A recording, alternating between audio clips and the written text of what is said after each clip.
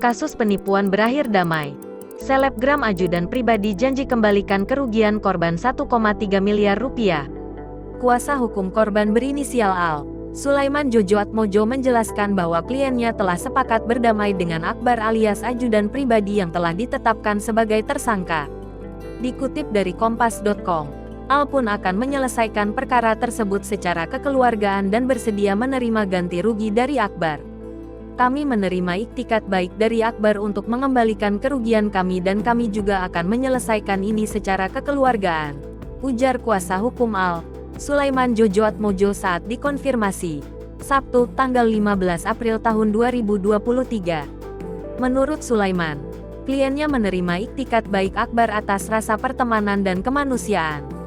Untuk itu, pihaknya bersedia menerima pengajuan restoratif justice di Polres Metro Jakarta Barat.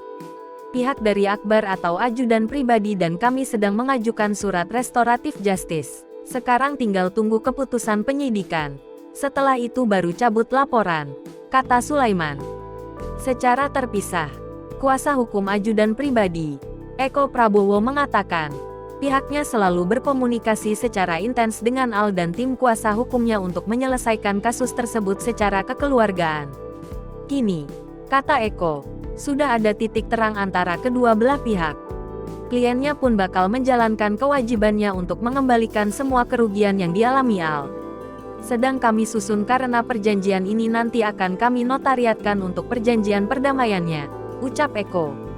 Diberitakan sebelumnya, Al melalui kuasa hukumnya, Sulaiman Joko Atmojo, melaporkan ajudan pribadi atas kasus dugaan penipuan dan penggelapan senilai 1,350 miliar rupiah. Selama proses penyelidikan, ajudan pribadi tidak pernah menghadiri undangan klarifikasi dari penyidik Polres Metro Jakarta Barat. Usai menemukan adanya dugaan tindak pidana, maka penyidik melakukan gelar perkara dengan hasil meningkatkan status dari penyelidikan ke tahap penyidikan. Kendati demikian, dalam tahap penyidikan ini, ajudan pribadi juga tidak memenuhi panggilan pemeriksaan sebanyak 2 kali tanpa alasan yang patut. Oleh karena itu, penyidik menerbitkan surat perintah jemput paksa.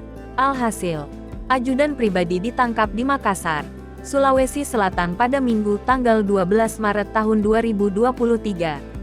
Satreskrim Polres Metro Jakarta Barat menjerat ajudan pribadi dengan pasal 378 dan atau 372 Kitab Undang-Undang Hukum Pidana KUHP.